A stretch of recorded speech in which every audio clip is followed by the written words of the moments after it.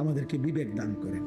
তো আল্লাহ তাআলা বলেন, বান্দা এবার যদি তুমি বলো আল্লাহ সৃষ্টিও করলেন আপনি, অনুগত অবাধ্য, আপনার নাফরমানির পরেও আপনি লালন পালনও করছেন কেন আল্লাহ? আল্লাহ বলেন আর রহমানির রাহিম, আমি ভীষণ দয়ালু, আমি রহমতের সাগর মহাসাগর, অথই রহমত আমার, আমি বড় বেশি দয়াবান। এই জন্য আমি যারে বানাইছি, পরে তো আমি বানাইছি, আমি ফেলে দেব কেমনে, আমি ফেলে দেই কেমনে? এই জন্য আমারে না ডাকলেও আমার রহমতের কারণে আমি তাকে লালন করছি, পালন করছি।